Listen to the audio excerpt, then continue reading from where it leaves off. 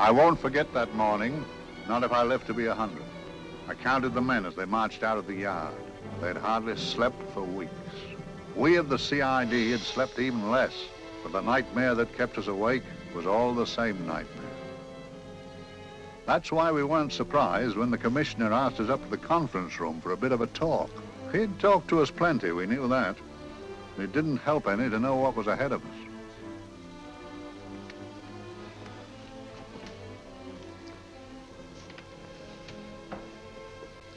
Must we have that window open, Gregson? Oh, shut it if you want to. Chief will be in enough of a temper without having a ruddy blast down the back of his neck.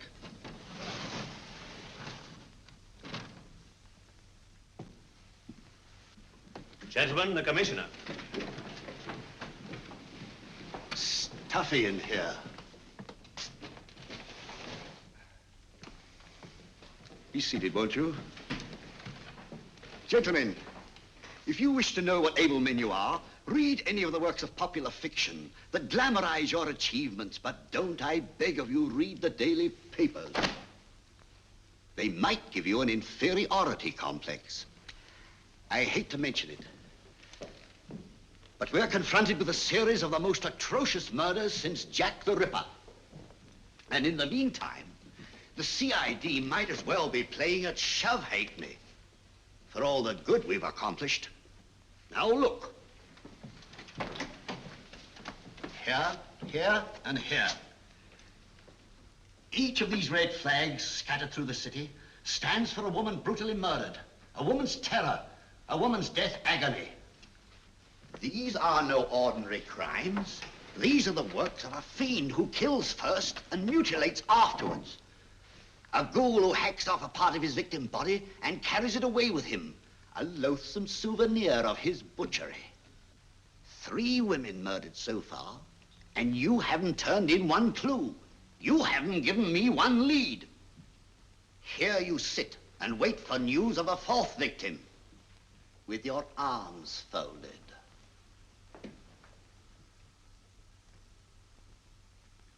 Well, we hadn't long to wait. It was down Lambeth Way where a young woman was hurrying home late last night. She saw something and stopped. It was a constable. He spoke to her and he walked along with her, just in case. He saw her go down the stairway to the basement lodging where she lived. We can only surmise what happened after that.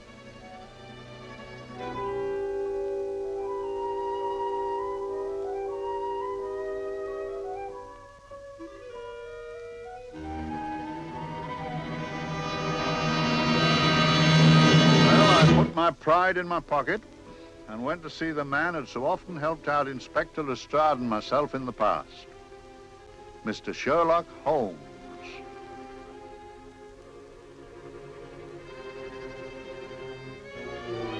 If ever a man needed help, I did.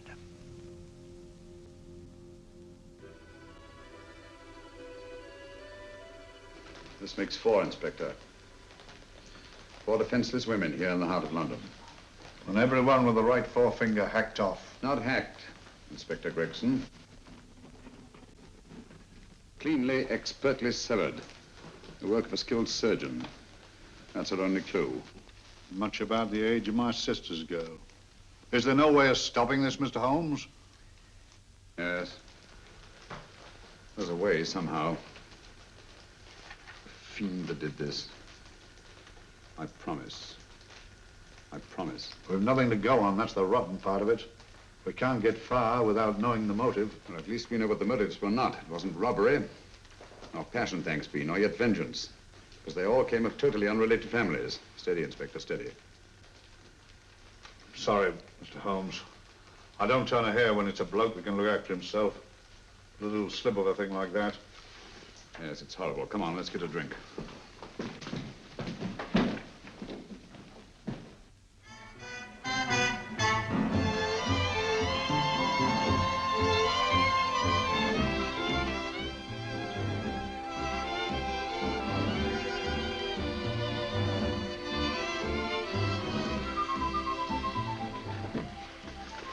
Good evening, Mr. Holmes. Good evening, Vincent. Whiskey and soda, please, and a double for my friend here, Inspector Gregson.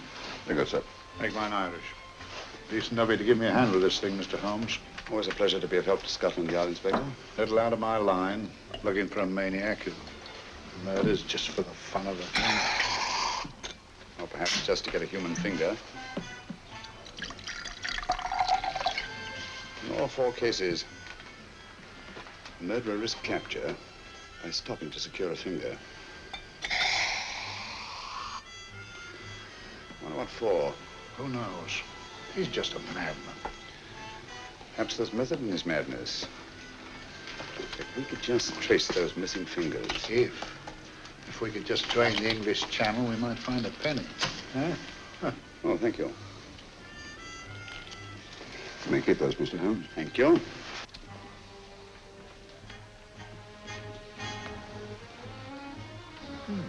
It's a George Fenwick, isn't it? Yes. Is that his daughter with him? Don't be so naive, Inspector. You know everyone, don't you, darling? Well, hardly. A week ago, I didn't know you. A week. How fast it's gone.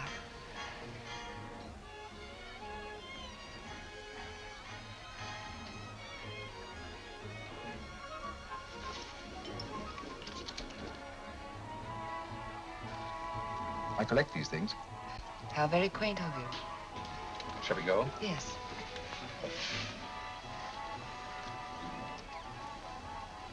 What are you looking at, Mr. Holmes? Looking at a very handsome woman. Not drawn to the purple, but giving an excellent imitation. Would you like to come to my flat for a nightcap? Lovely idea. Yes, isn't it?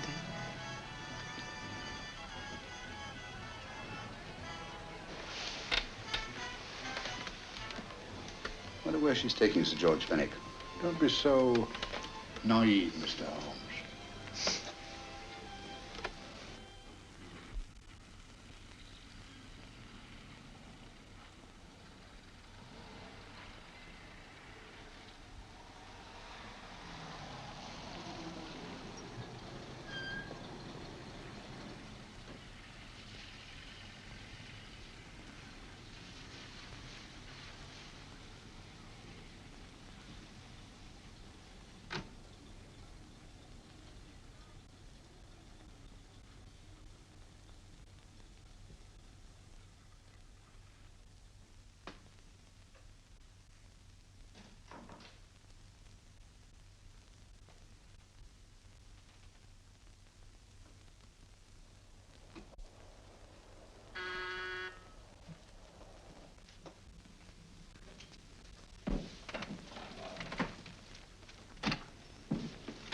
Good evening, Mum. Hello, Grandon. Any messages? No, Mum. Thank you. Drinks, Grandon. One of your nice surprises. Yes, Mum. I say, you don't mean that, Grandon's a marvel, aren't you, Grandon? Yes, Mum. You wouldn't believe the things she can do. Ah, charming place. Delightful. Really? Do you think so? I'm so glad. Do sit down. Do you mind? Do I mind? What a question. I don't mind anything, really. Except not being with you. Now, you really don't want me to believe that, do you? Not too seriously. Good. We're both quite grown up, aren't we? Quite.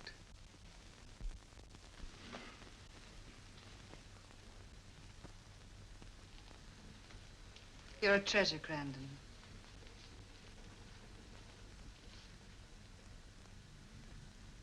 And lower the lights a little as you leave.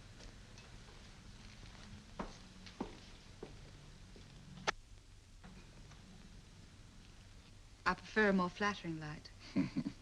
In any light, you'd be... Would I? And don't you know it? Perhaps I do.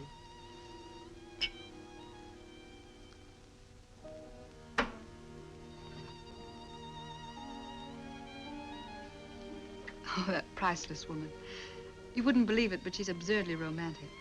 She loves dreamy music, and she thinks that we... But we do, don't we? Do we? Well, it's rather soothing, restful. Yes. And we all need rest at times, like tired children who've played too long. You've played with wooden soldiers, I suppose. Funny. Hadn't thought of that for years. Toy boats were my special joy. Anything I could set afloat anywhere. Like this. And this. Toy boats sailing into the Never Never Land. The land of beautiful dreams. Look. Look, odd, isn't it, how the light is reflected? Little specks of light that move and move. Like stars on a slowly moving stream. You know, Holmes, I'm very sensitive to atmosphere. No? Yes, I can tell by the feel of this room there's been a murder committed here. It may interest you to know, my dear fellow, it was the other side of that door at the foot of the stairs that the poor girl was murdered. If only I could find it. Find what?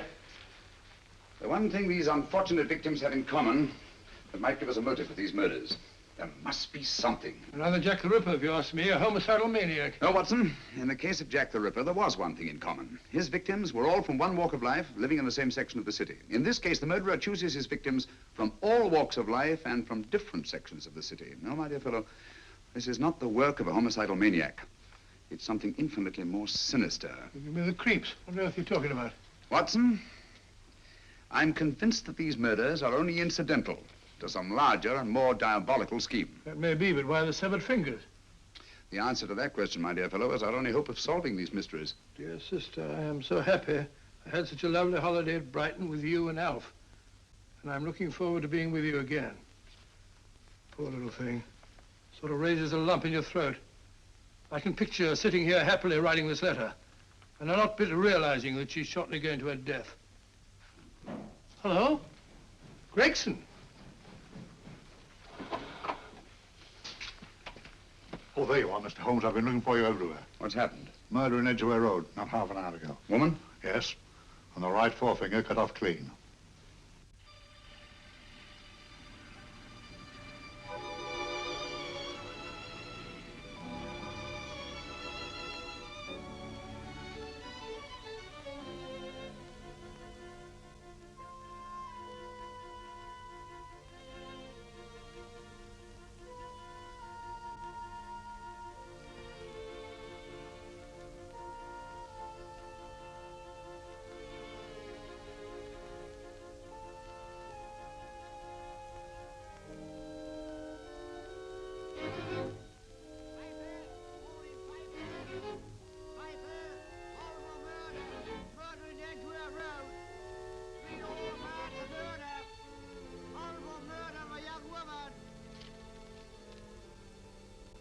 Papers!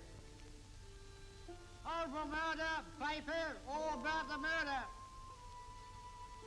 Morning papers, all about the murder. Paper, horrible murder. Another young woman found murdered, papers here. Horrible murder, paper, paper, read all about it. Get your papers, murder in Edgware Road. Horrible finger murder. Shocking murder, murder in Edgware Road. Horrible murder of a young woman. Read all about the murder.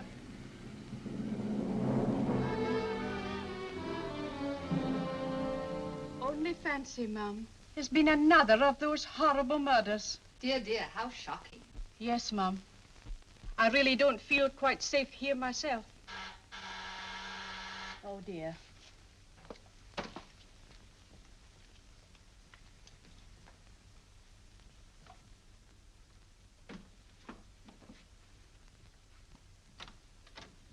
Why, Sir George! I must see Miss Marlowe at once. I don't know if she... I must see her. Where is she?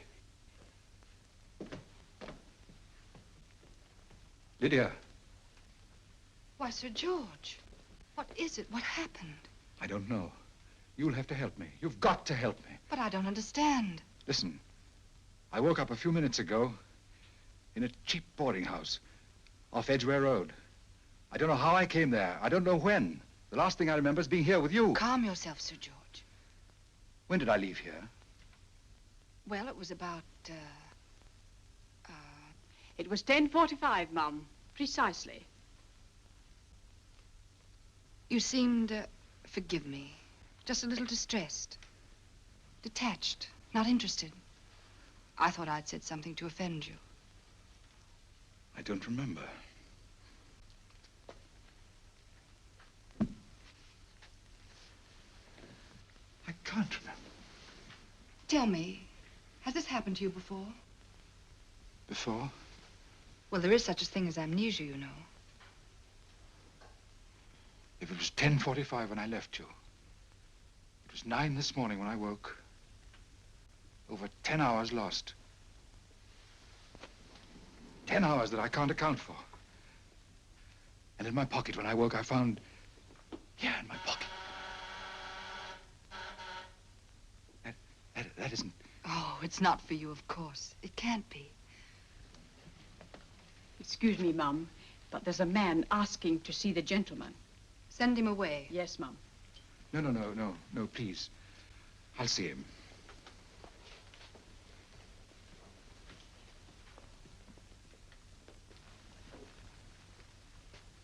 Well? Delightful room. Not much like the place you woke up in this morning. You followed me here? Yes. Are you a detective? Oh, no. Quite the contrary. Don't be afraid, Sir George. You know my name? Oh, yes. A very old and highly honored name. And being the bearer of such a name, and also a very wealthy man, I thought you might care to possess yourself of this trifle. Rather than let it fall into the hands of the police. It is yours, if I'm not mistaken. The initials, GF. Where did you get this? It came out of your pocket. I saw it fall, but you never noticed. You were very busy, bending over something with a knife. Then you put something in your pocket.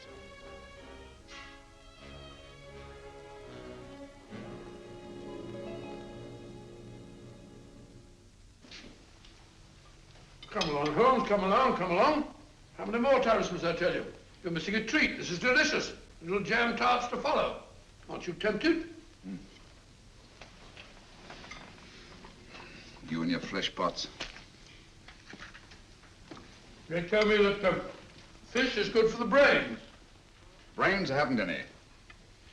You realize that a whole day and a night have gone by since that bestial affair in Edgware Road? I'm as much in the dark as ever.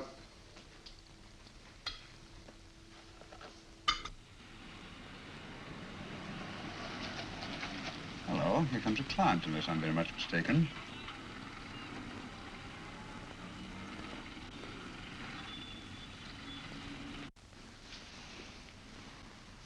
Well, attractive. Very attractive.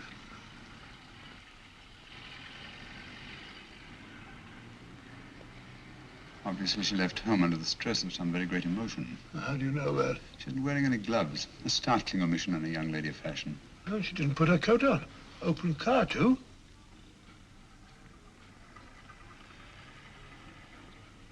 Furthermore, there's something in that bag she wants to show me.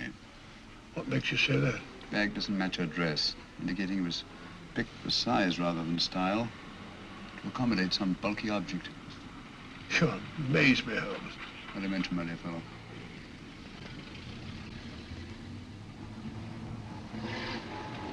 Well, that's interesting. What is? A cab, turning at the empty house. I wonder why he followed her here. Oh, wouldn't you? Quite possibly with glasses.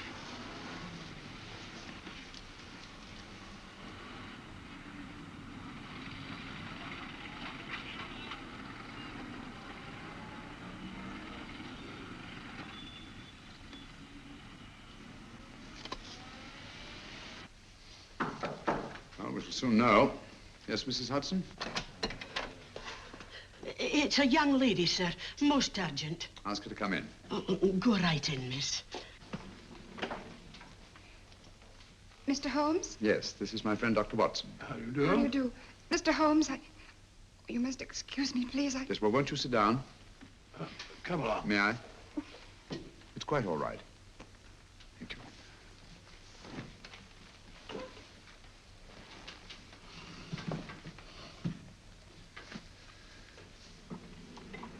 Now try to control yourself, Miss Fenwick. You're with friends. You know my name? No magic, I assure you. I've often seen your picture. You're the daughter of Sir George Fenwick, aren't you? Yes. It's about my father that I... What about your father, Miss Fenwick? Oh, I don't know what to do. He's always been the nicest, dearest person. Only since Mother died. Yes, we do. We know. So I didn't think anything of it when he was away all night before last. But he didn't come home until yesterday at tea time. Didn't come in for dinner at all. Just paced up and down in the library hour after hour. I begged him to let me in, but he wouldn't. Steady, steady. Now take your time. I couldn't sleep a wink last night. Then I started hearing things. Hearing things? What sort of things? I heard someone in the garden underneath my window. Then I saw a figure moving down the garden path. And I recognized my father. Stealing through his own garden like a thief.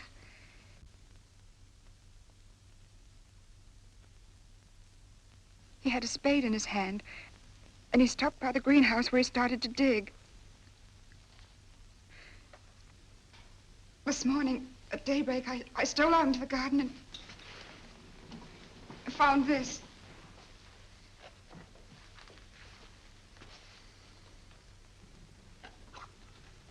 A finger. A human finger. Bring up Scotland Yard, will you, Watson? Ask them to get hold of Inspector Gregson and tell him to meet us at once at George Fenwick's house, Kingston. Operator, get me Scotland Yard quick. Where's my father, Norris? He's still in the library, miss. Thank you. We'll see him right away. Will you come with me, please? Thank you. I got your message, Mr. Holmes. Yes, indeed. Dad, may I come in? Dad. That's funny. He doesn't answer. Do you mind? Please do. Thank you. Watson, quick. Oh, Come along, no, my dear. no, no. Take charge, Miss Fenwick, please. Sorry, sir. No, miss, please. Please come along with me.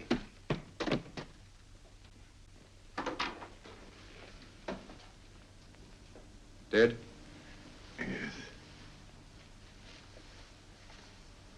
What do you make of it, Doctor? Shot in the back, between the second and third ribs. The bullet undoubtedly had penetrated the heart. Look at the powder marks on his coat. I was afraid of this. What do you mean? Don't you remember the man in the cab who followed Miss Fenwick to Baker Street? Well, you don't think he had anything to do with it, do you? I think it's reasonable to assume that he tipped off someone that I'd been sent for.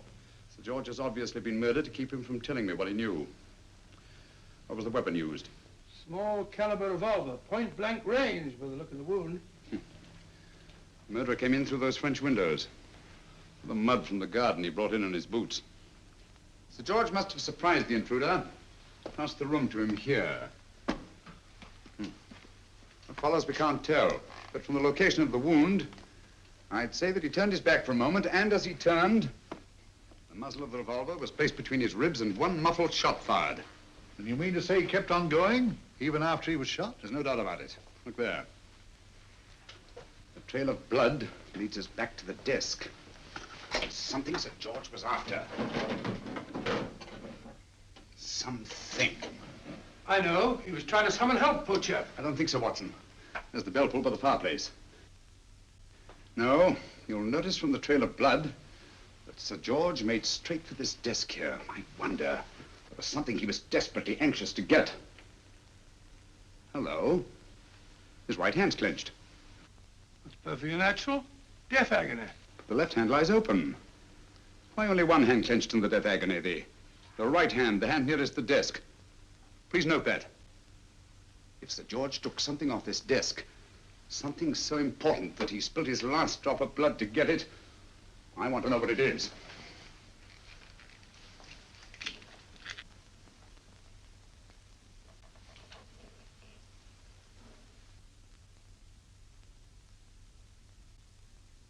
It's nothing but an ordinary match folder.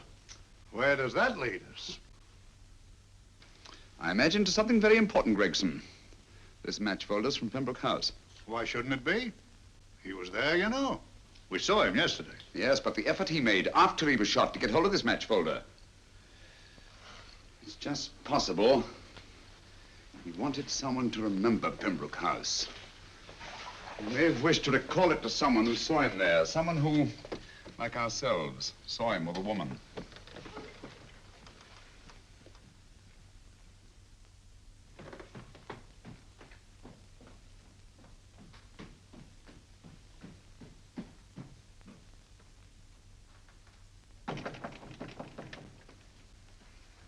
Come in.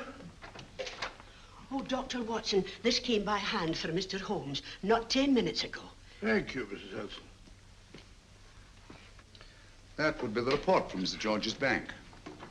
Report from Sir George. Oh, really? Don't you remember his daughter told us that he'd just closed his account? Had it looked into at once.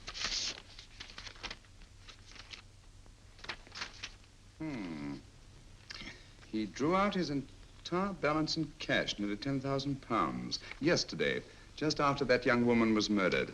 What does that suggest to you, Watson? But he paid it out to someone. Precisely. I smelled a faint, sweet odor of blackmail. You don't think he paid it out to someone who saw him murder the McLean woman? Sir George never murdered anyone. But he did have that woman's finger, and he empty did have and pay out a lot of cash. That's the terrifying part about blackmail, Watson. The victim is afraid to fight the accusation, no matter how false. Once the accusation is made, his name is smeared, and sometimes his life is ruined. Well, Sir George didn't commit these murders. What fiend did? I rather think they're not the work of any one man. Oh, come, Holmes. You don't expect me to believe there's a whole organization going about killing people and chopping off their fingers. No, it's possible, quite possible. Well, whoever's behind all this thing must be out of his mind. On the contrary, my dear fellow, if my assumptions are correct, this little scheme has behind it the most brilliant and ruthless intellect the world has ever known. You don't mean Professor Moriarty? I do. Oh, steady, Holmes. You've got him on the brain. This is the third time in as many months you've suspected him of unsolved crimes. He's dead, you know. Is he? Is he? You know he is. He was hanged in Montevideo, well, over a year ago. I know that someone was hanged in Montevideo under that name. But I'll stake my reputation that Moriarty is alive and here, now in London. Hello? Yes, but Dr. Watson, wait a minute. You me? Oh, yes? This is Dr. Watson speaking. No, I'm afraid I've retired. I don't practice anymore. What? Oh, that's a different thing. An emergency case. Well, just a minute.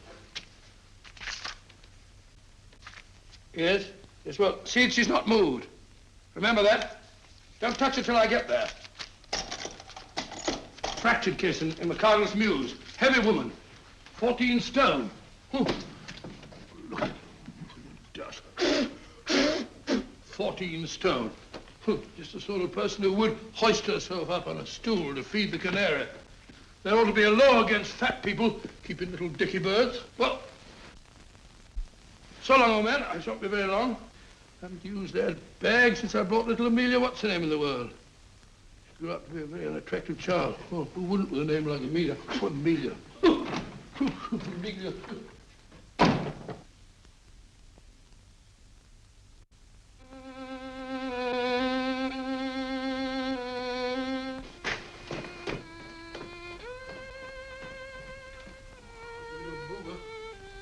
People are so stupid about accidents.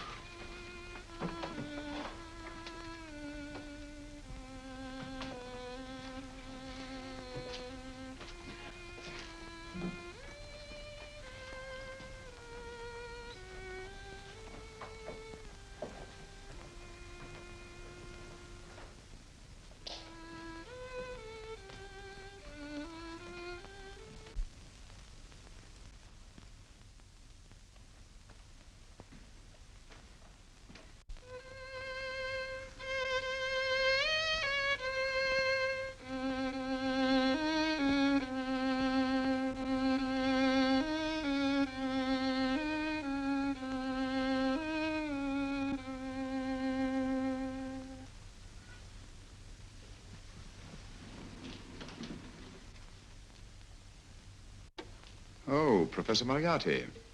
Not that I wish to appear inquisitive, but to what am I indebted for the pleasure of this visit? Scotland Yard will be interested. It's very convenient for me to have Scotland Yard think that I'm still dead in Montevideo. I never dreamed of fooling you. Thank you. The thought occurs to me, Mr. Holmes, that there are some advantages in living within the law. You are very comfortably fixed here, aren't you? As I get on in life, the little comforts appeal to me more and more. Oh, I beg your pardon. Won't you sit down? Thank you.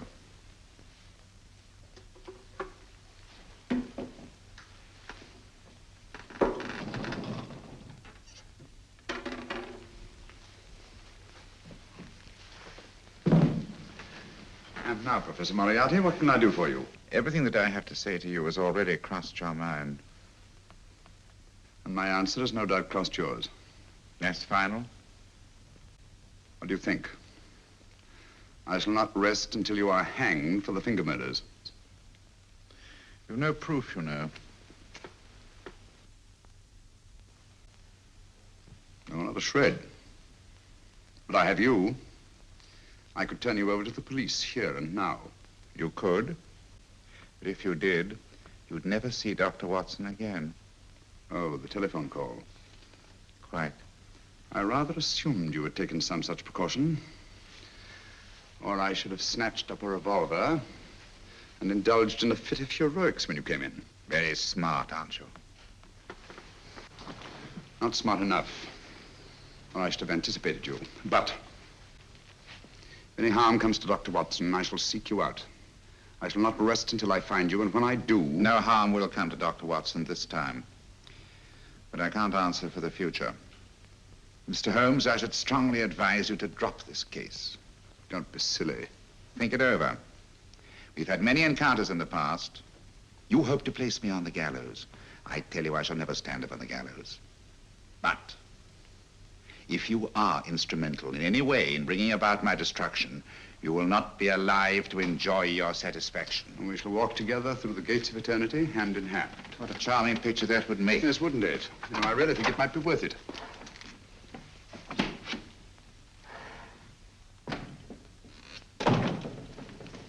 Shoelaces, Governor? Tuppence a pair.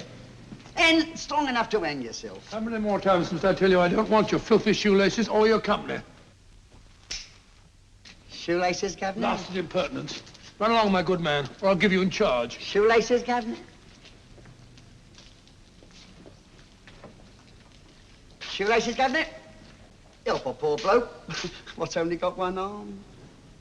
Any luck with Mr. Holmes? You can read his obituary in tomorrow's papers.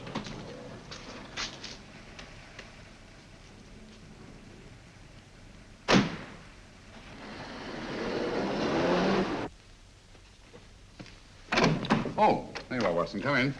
I was, just going out to look for you. Look for me what for? Suppose you don't think I know my way about. Well, you're right, I don't. Blast all practical jokers anyhow. Know where I've been? On a wild goose chase. Exactly. There's no such number in McCardle's Muse. Some fool's idea of a joke. Did you see anyone? No, nobody especially. Only a whining old idiot selling bootlaces. Persistent beggar, wasn't he? Stuck to you like grim death. Huh? How do you know? And finally left you for someone who looked like Vera Pickings. Someone, my dear Watson, was Professor Moriarty himself. What? He's just called on me. Moriarty here and you let him go? But you must be out of your mind. Why? Well, he bluffed me into believing that he was holding a friend of mine as hostage. Friend of yours who? Oh, nobody very important, just a fat, lazy fellow. Medical man, I believe. Medical man? Do I know him? Yes, I think you do. A fellow by the name of Watson. Watson, never heard. Who, me? I'm afraid so, old fellow. Your street hawker's job was to do away with you in a certain contingency. And you let Moriarty go? Because of me? I had no choice. I can't afford to lose you, old fellow. Well, it's very decent of the old chap, I must say, but... I wish you'd nabbed him. We shall, never fear. I know the motive for the finger murders. All I have to find out now is the method used with the blackmail victims. Method? Yes. How does Moriarty get them to the scene of the crime? How does he plant those severed fingers on them? And how does he scare them into believing that they may have committed those atrocious murders themselves? Curious.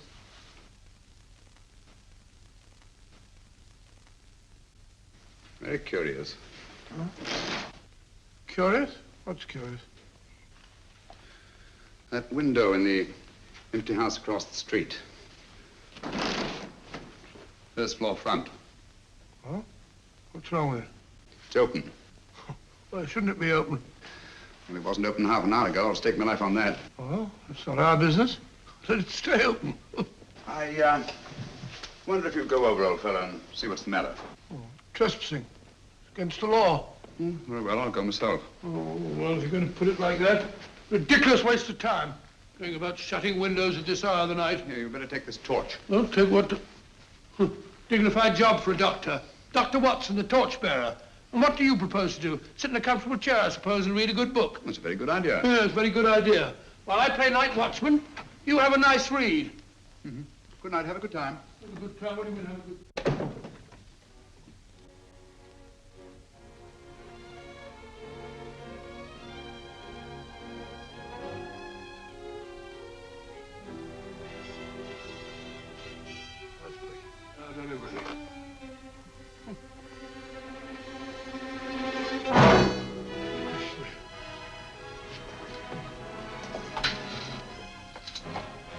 For? Oh, umbrella stand. Pretty little thing to keep about the house. Must have been a pet.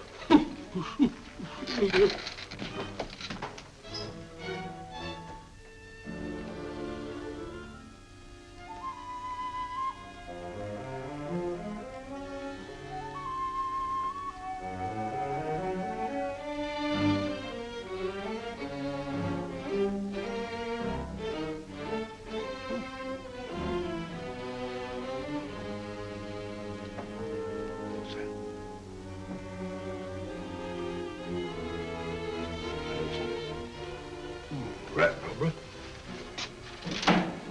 This was good. Oh.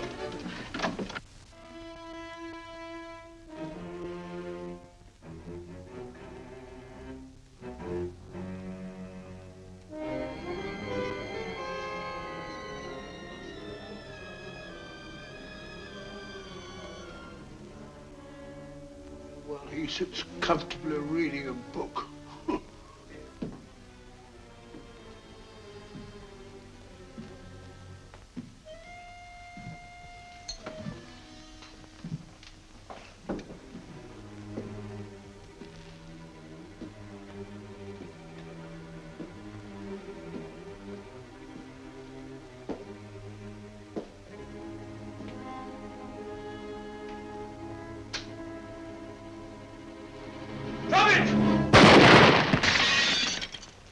He killed Holmes!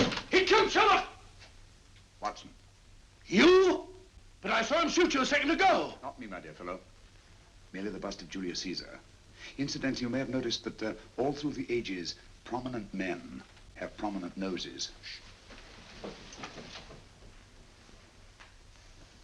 Oh, I'm afraid we're in for terrible trouble again with Mrs. Hudson. Window smashed, plaster all over the floor. Get up, you.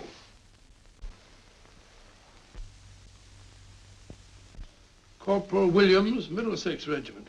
Discharged from the army as physically unfit. Huh. Papers seem in order.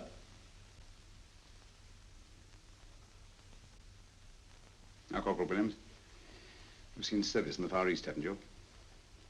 The East? I thought so.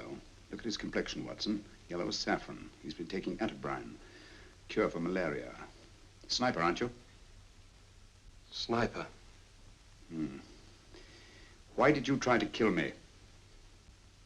I had to kill him. I had to. Oh, snap out of it. Stop it, Watson. He's shamming. No, he isn't. Who told you to kill me? She told me. She told you? She told me I couldn't miss. Well, luckily you did miss, you murderer. He isn't a murderer, Watson.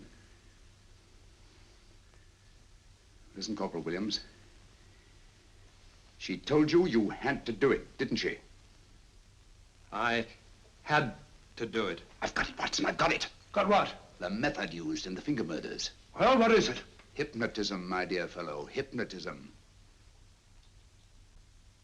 And it wasn't against his nature, that's the devilish part of it. They picked a man for their purpose whose job was sniping. Who are they? Professor Moriarty and his finger murderers. Williams spoke of a woman. I think you'll find that she asked him home tonight for a drink. Nice quiet rooms, soft lights, music. You got it all pat, Mr. Holmes. What's the lady look like? Oh, up 30, nice figure, blonde, lustrous eyes. Oh, really? Got a phone number? Oh, so? Williams will give us her address. Look after him, Gregson. Don't let anyone come near him. He's our key witness in the finger murders. Well, I hope you're guessing right, Mr. Holmes. Get up, Williams. Now, go with Inspector Gregson anywhere he tells you. Come on. Yeah. Ring me as soon as he comes to himself, will you? I will. Good night, gentlemen. Good night. Well, if you believe that fellow Williams was hypnotized, I suppose you think Sir George Fenwick was hypnotized too. Yes, I'm quite sure of it.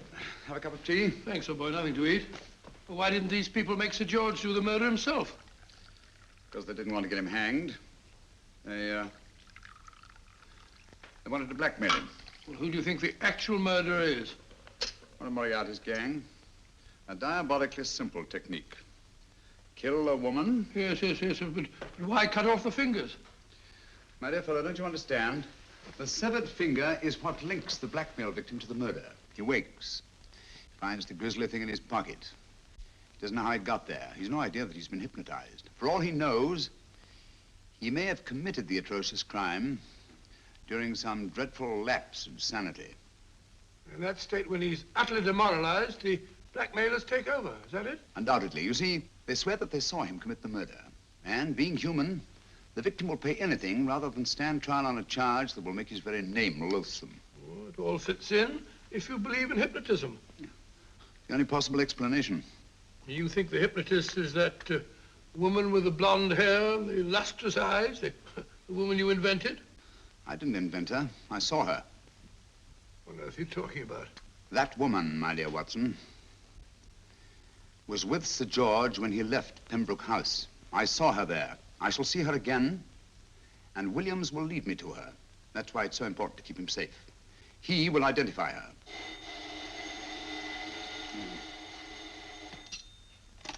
Hello? Yes? Inspector Gregson? What? I'll get every constable in the district.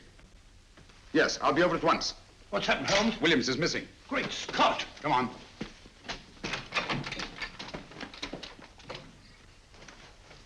Lorry crashed into Gregson's car. During the confusion, Williams disappeared.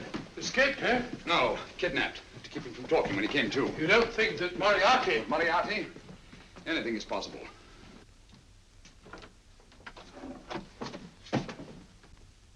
Williams! Dead. You see, anything is possible.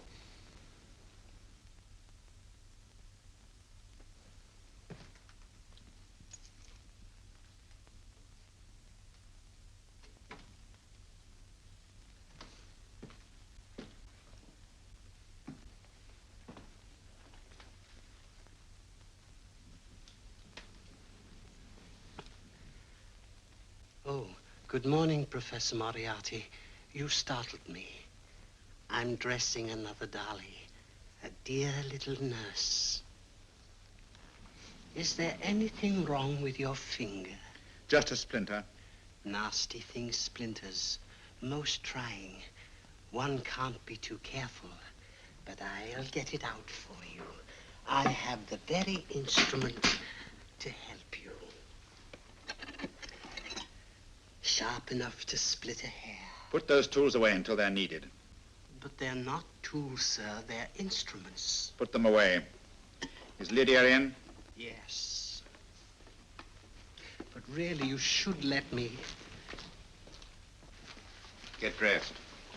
Holmes and Watson just left Baker Street for the Mesmer Club. Mesmer Club? The meeting place of all the top hypnotists in London. Do you suppose that Mr. Holmes is onto our method? If he suspects, it's merely a suspicion. It's our business to see that it ends there. I hope you're right. Williams passed away before he could talk, remember? What do you want me to do? Go to the Mesmer Club, meet Holmes, and induce him to come back here. Isn't that a bit dangerous? Every meeting with Sherlock Holmes is potentially dangerous. However, you say he didn't see your face at Pembroke House. And how would you suggest I get Mr. Holmes to accompany me here? Kidnap him? Oh, no. Holmes has one weakness, his insatiable curiosity. If you can arouse that, you can lead him anywhere. It's up to you to take advantage of any opportunity that may arise. This way, please, gentlemen. I'll tell Dr. Onslow that you're here. Thank you. So this is the Mesmer Club.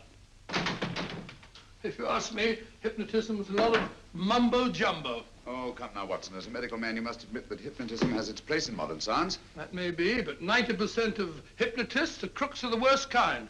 Nothing more than a lot of charlatans exploiting weak-willed morons. Ah, Dr. Onslow, I believe. Happy to meet you, Mr. Holmes. Your brother Mycroft suggested I might be of help to you. He's a valued member of our little group of charlatans and crooks.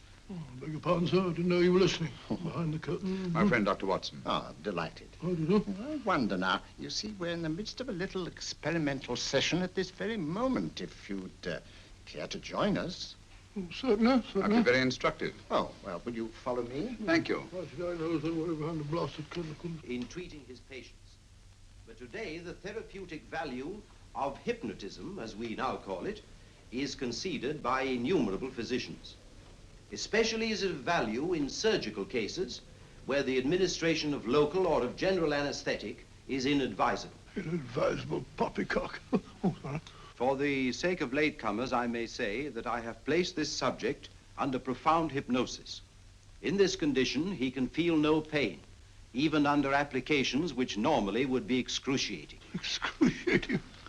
You excuse me, please. Carter, you are having a peaceful sleep. You feel nothing. Your arms and your hands are without sensation. Mowbray, the long needle.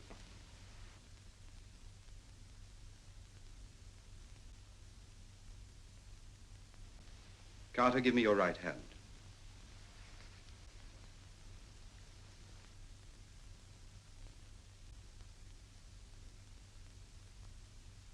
As you observe, the needle has been thrust completely through the subject's hand. No feeling, no pain. This lack of feeling is the one infallible test of profound hypnosis. Nonsense. Fellow's full of drugs. Oh, isn't he? Definitely not, Doctor. Wake up, Carter, wake up. You feel well and rested, remember. No pain anywhere. Wake up, wake up. I say, when are you going to begin? All through, Carter. Stand up. This way, sir. And, are these all the people that come here? Oh, no. Others keep dropping in all the time. I suppose it's all right for those who believe in it, but of course, I'm a professional man myself. Then you don't believe in hypnotism, Dr. Watson? I don't deny that there are certain types of hysterical, feeble-minded people who go on if you point your finger at them. But anyone with an ounce of character... How right you are. You see right through our little artifices, don't you, Doctor? Right through, my dear sir. Right through. Quite so. But with the feeble-minded, as you say... excuse us, Mr. Holmes. Certainly. Step over here, won't you? Certainly, sir. Anything to oblige. Let me show you how easily we charlatans take advantage of them. Now, sit down, Doctor. Now, we set a thing like this in motion. It's wonderful, the attraction on the feeble-minded, of course. The continuous motion, if they just let themselves follow it. Of course, you could stare at it till doomsday, Dr. Watson, with no effect at all. Still, it might make you a little drowsy, like the white ribbon of road at night when you're driving.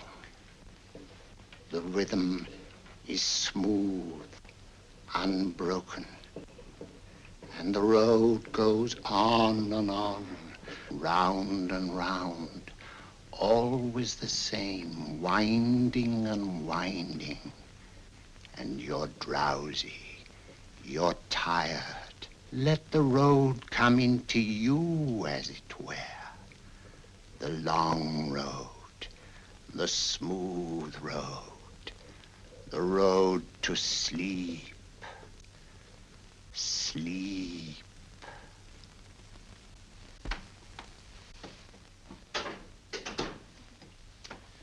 Open your eyes. Stand up.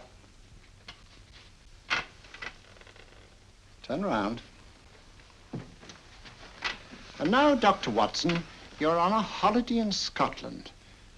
The country is amazingly beautiful. We're coming to a stream. It isn't deep. Better take your shoes and socks off.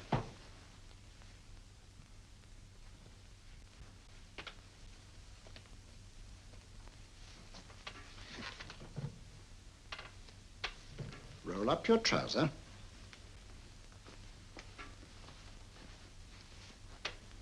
That will do. The other leg is waterproof.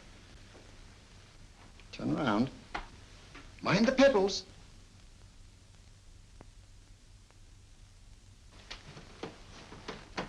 Sit down.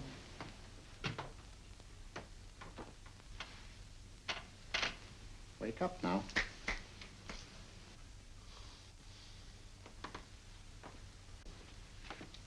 Yeah, you see? What did I tell you? It didn't work with me. Why, nobody with an ounce of character.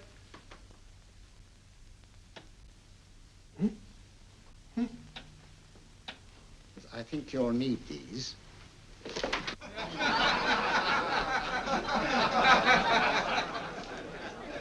Something to laugh at? Watson, she's here. Oh, the woman you're looking for? Yes, I'm going to meet her. Perhaps I can induce her to take me to Moriarty. Do you think it's wise, Holmes? May not be wise, but it's essential. After all, I've held me on with Moriarty in the past. But isn't it dangerous? She might be a hypnotist. If my will isn't stronger than hers, I deserve to be hypnotized. Shh. I feel I must protest, Dr. Onslow. I was told this was a gathering of serious students of a great science, and I find myself in a company of buffoons. Oh, my dear madam. Elliot's and Esdale Braid. Were those men martyrs for the truth, that you may laugh over your childish, cruel tricks? I must say I'm in complete agreement with you, madam. This was most unnecessary performance, Dr. Onslow. Beg your pardon, sir. My name is Holmes, Sherlock Holmes. At your service, madam. Thank you, Mr. Holmes. I'm afraid I've created a rather embarrassing situation. But you see, I'm interested in the serious study of hypnotism. So am I, too. Perhaps we have something in common, Mr. Holmes. Perhaps we have. Would you join me for a cocktail at Pembroke House? I should be delighted. Good.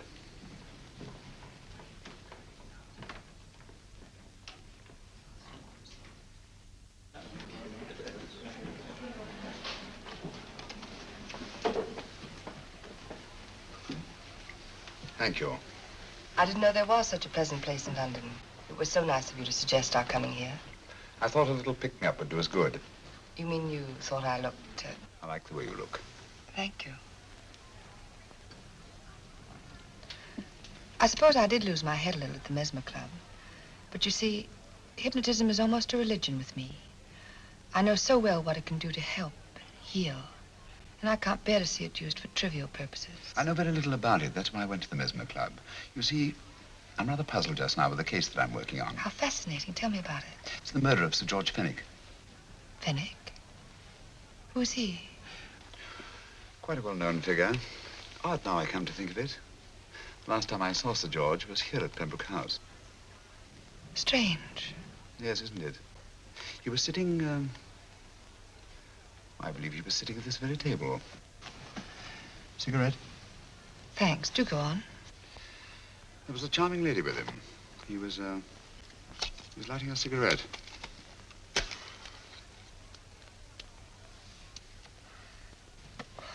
Charming. Did you see her face? No worse like. Merely her back. How unenterprising of you. Yes, wasn't it? Afraid I'm getting a little older. I shouldn't say so. That's nice of you. Still, the first time in my life, I've got hold of a case that's beyond me. I'm actually losing sleep over it. You know, Mr. Holmes, I believe I could help you. Really? I should be very grateful. You're amused. Oh, merely skeptical. How would you go about it? I've used hypnotism more than once in healing. Not for profit. I'm not a professional. But I do think I could help you. If you'd care to... I can't think of a pleasanter experience.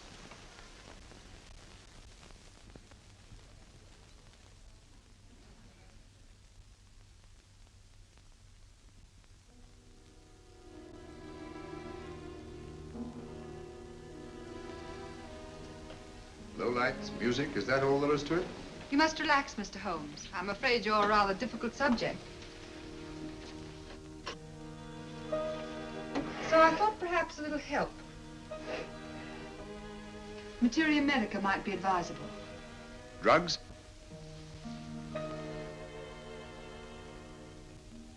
No, I'd rather not, if you don't mind. As a matter of fact, I'd rather not myself. But Schrenk-Notzing, he practiced in Munich, you know.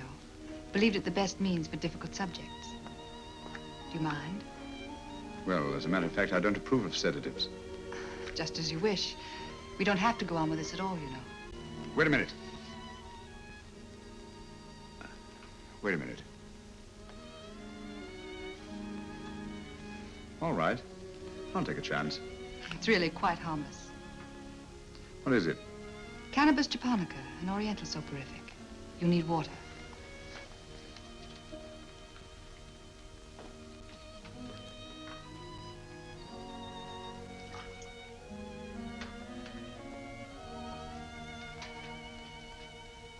Thank you.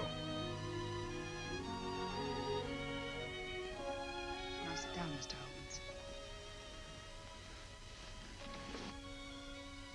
Holmes. You'll feel yourself growing drowsy. Don't fight it. Give in to it. Because you do want to sleep, you know. Just fix your eyes on this one white flower floating on the water. Empty your mind of every other thought. Follow the motion of the water. So smooth, not a ripple. Waters of forgetfulness. Steady, deep, strong. Strange, isn't it? How the light is reflected. Little specks of light that move and move.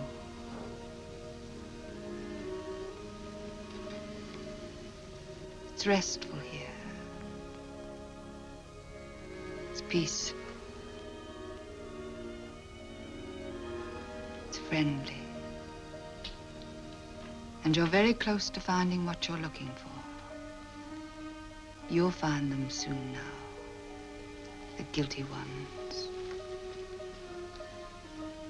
When you're rested, gentle waters closing over you. Steady, deep, strong. Drawing you down, down, down.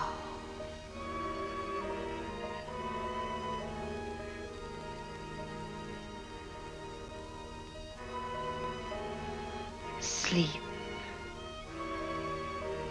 Sleep. Sleep.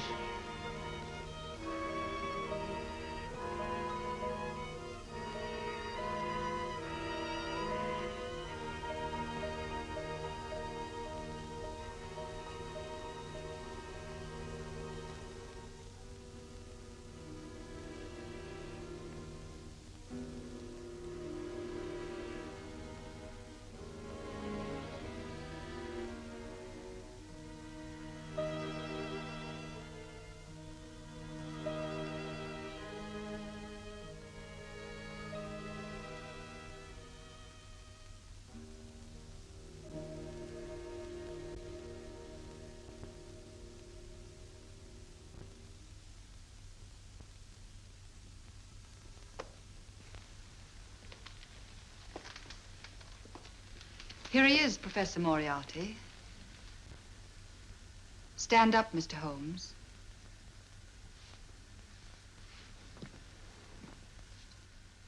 Open your eyes. Face this way. Are you satisfied? We are dealing with a clever man. He may be shamming. There's just one infallible test for profound hypnosis. You ready, Dr. Simnel?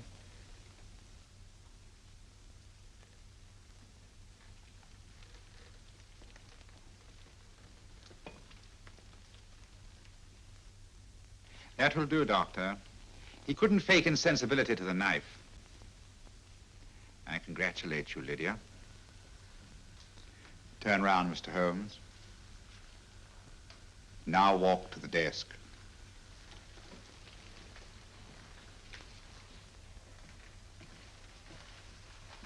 Sit down.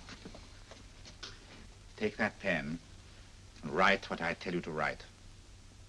I have at last found a case which I cannot solve.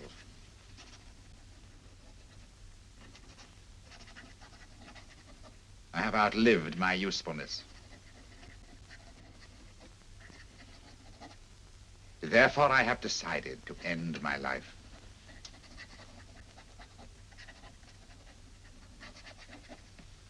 Sign your name. Now blot it.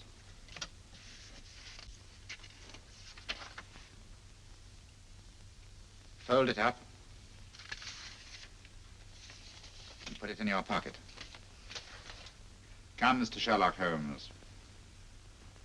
Go out onto the terrace. But it won't look like suicide, sir. I'm sorry, but Mr. Holmes' injuries must all be self-inflicted. Let's walk a little, Mr. Holmes.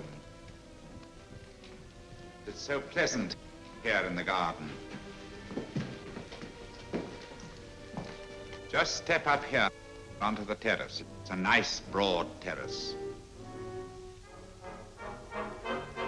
Now turn to the left and walk slowly to the end of the terrace.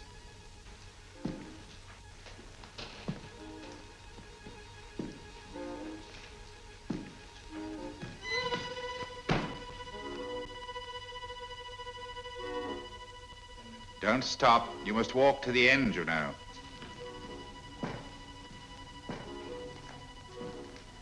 The end leads to an open doorway. You can pass through it in perfect safety. In the room beyond the doorway, you'll find what you've been looking for. Must you drag this on? This is the moment I've been anticipating for a long time, my dear. Go on, Mr. Holmes.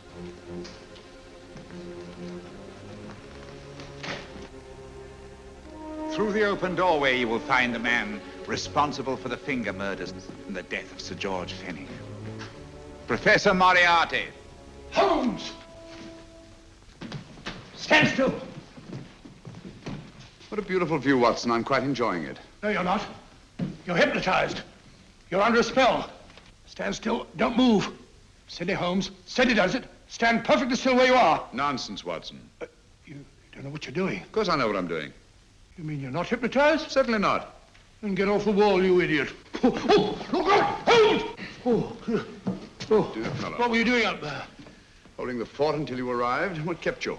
Well, I ran into a spot of trouble on my way to Scotland Yard. I was arrested for exceeding the speed limit. Your luck seems to hold, Mr. Holmes. I'd hardly call it luck, Professor. You see, I substituted a drug of my own for the one that this dear lady pressed on me. You are clever, aren't you?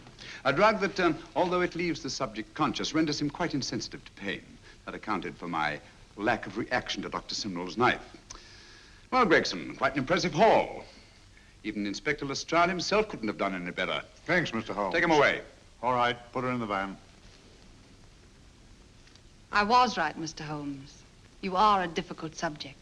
Thank you. And now, Professor, our score is settled. Au revoir until I see you on the gallows. The rope has not been made that'll go around my neck. Come on.